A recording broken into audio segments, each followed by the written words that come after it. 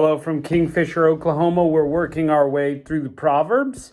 Glad that you're with us today. This is a comparison of wisdom versus foolishness, and wisdom coming from God and foolishness not doing what God says. So let's see what Proverbs has to say today in Proverbs 29. He that being reproved hardeneth his neck shall suddenly be destroyed, and that without remedy. When the righteous are in authority, the people rejoice. But when the wicked beareth rule, the people mourn. Whoso loveth wisdom rejoiceth his father. But he that keepeth company with harlots spendeth his substance. For sure. The king by judgment establisheth the land, but he that receiveth gifts overthroweth it. A man that flattereth his neighbor spreadeth a net for his feet. In the transgression of an evil man there is a snare, but the righteous does sing and rejoice. The righteous considereth the cause of the poor, but the wicked regardeth not to know it. Scornful men bring a city into a snare, but wise men turn away wrath. If a wise man contendeth with a foolish man, whether he rage or laugh, there is no rest. A bloodthirsty hate The bloodthirsty hate the upright, but the just seek his soul. A fool uttereth all of his mind, but a wise man keepeth it in till afterwards. If a ruler hearken to lies, all his servants are wicked. The poor and deceitful man meet together, the Lord will lighten both of their eyes. The king that faithfully judgeth the poor, his throne shall be established forever. The rod and reproof give wisdom, but a child left to himself bringeth his mother to shame. When the wicked are multiplied, transgression increaseth, but the righteous shall see their fall. Correct thy son, and he will give thee rest. Yea, he shall give you delight unto thy soul. Where there is no vision, the people perish, but he that keepeth the law, happy is he. A servant will not be corrected by words, for though he understand, he will not answer. Seest thou a man hasty in his words? There is more hope for a fool than of him. He that delicately bringeth up his servant from a child shall have him become a son at the length. An angry man stirreth up strife, and a furious man aboundeth in transgression. A man of pride shall bring him low, but honor shall be upon the humble in spirit. Whoso is partner with a thief hateth his own soul. He that heareth cursing bewrayeth it not.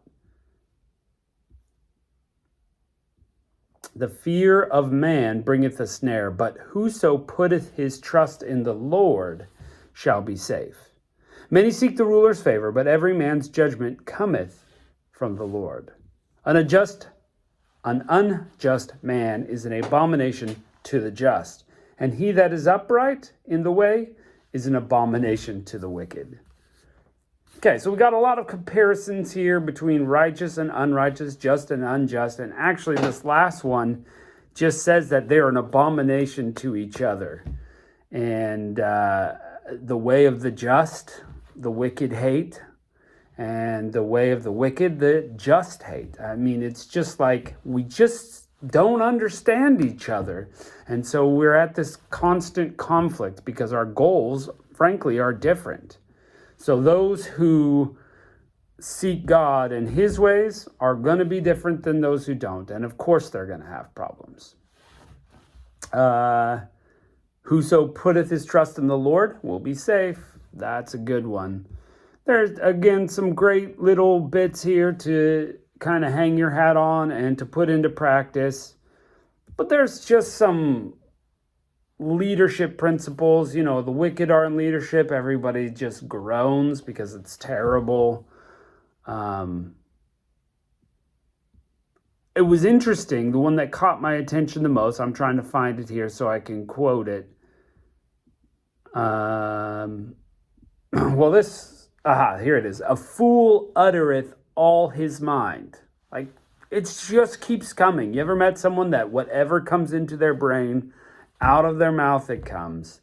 And Proverbs here is saying that's foolish because you don't consider what you're saying. You don't consider what's coming out of your mouth, nor the consequences thereof. So that is a foolish act. Because, look, there's stuff in there that just doesn't need to come out. It doesn't. What about the wise man? The wise man keepeth it all in, thinks about it, and then afterwards he's ready to talk. So he's considered all of it, and now he's ready to talk. That's wisdom. Something to learn from. That was my favorite thing from this today. And there was another one that kind of,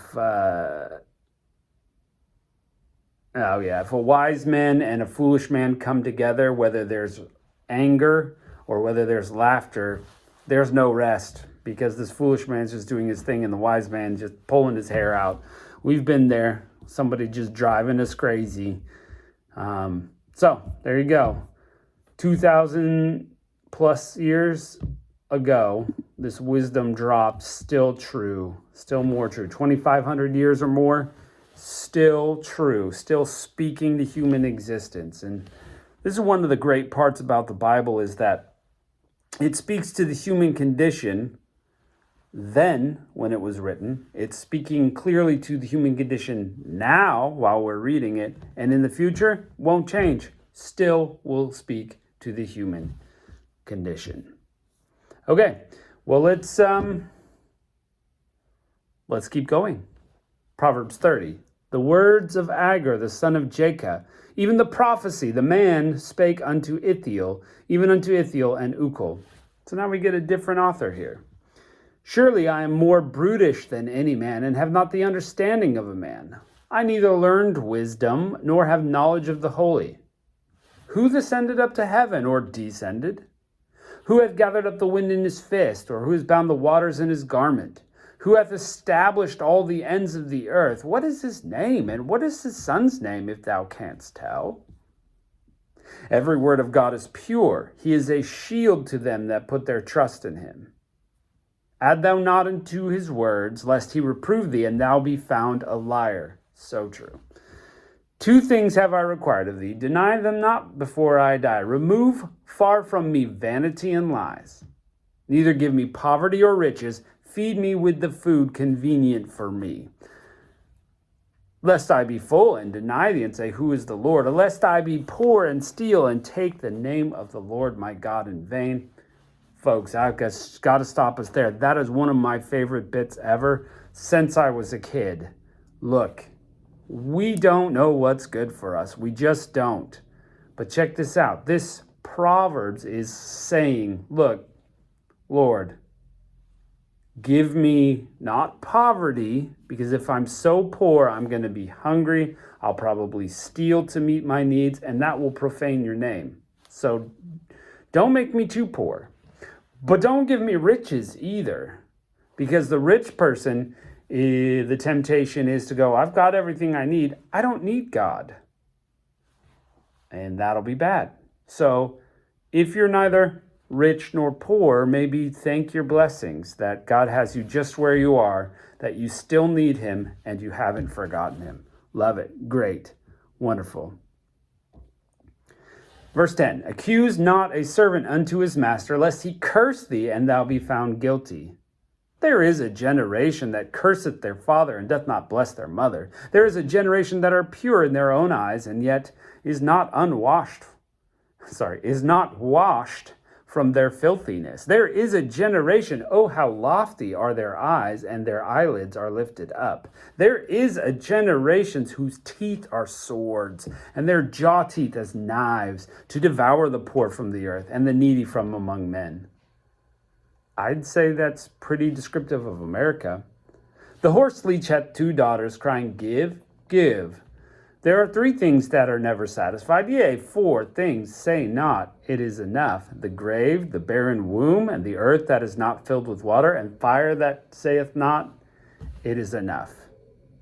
Hey, this is number poetry right here. We talked about this back in Psalms. This is one way to get our attention, is to build upon what we have. Oh, 3, nope, let me give you 4. And then he names 4 things.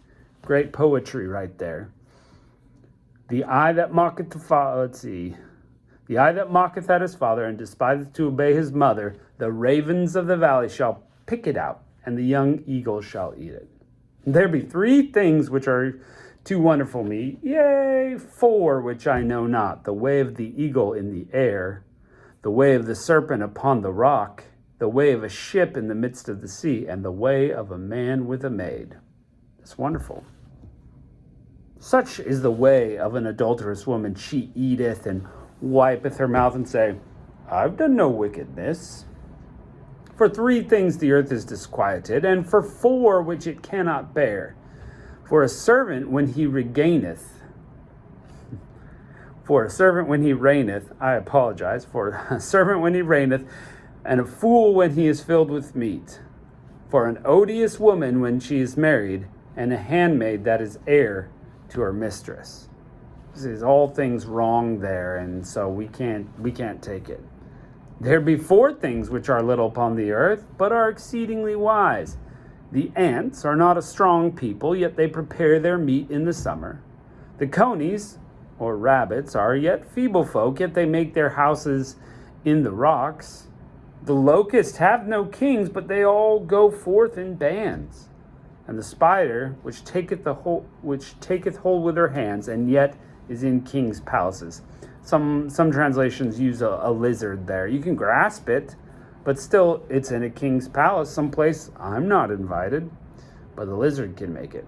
There be 3 things which go well, yea, 4 things which are comely in going, or stately.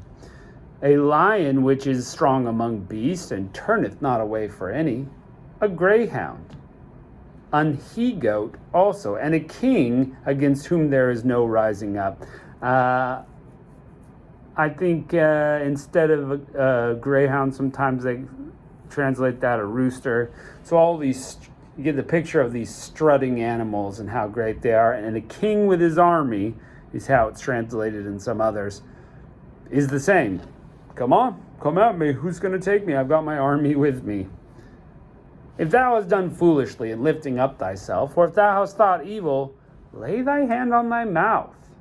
Surely the churning of milk bringeth forth butter, and the wringing of the nose bringeth forth blood.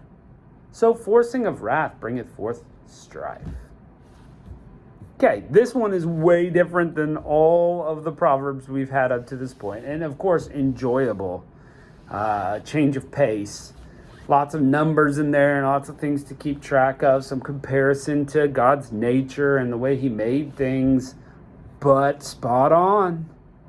Spot on. Things that are terrible, a maid who supplants and now rules over her mistress is like, now going to give her the what for extra because that's what I got, so I'm going to give it back to her. And yeah. And whoa, talk about America, the generations in there, the generations that curse their father and don't bless their mother, pure in their own eyes, but still unwashed from their own filthiness. Their eyes are raised up. Here we come. We're going to take it all. And by generation, I just mean this time period. I don't mean just the young people. I mean, look around. We're in a terrible fix. Just saying. We need Jesus. We need a change. We need a spiritual change from the state of America. And while it might be nice to get some political changes, if we're looking for political change, that will not solve the problem. Only Jesus can, because that is the heart issue. That is the thing that we're missing, is a heart full of Jesus and serving and being humble and being kind to each other. That is the only thing that will fix it. So, well, great Proverbs today. Super enjoyable. And thanks for joining us today. And we'll close it out. So we'll catch you next time.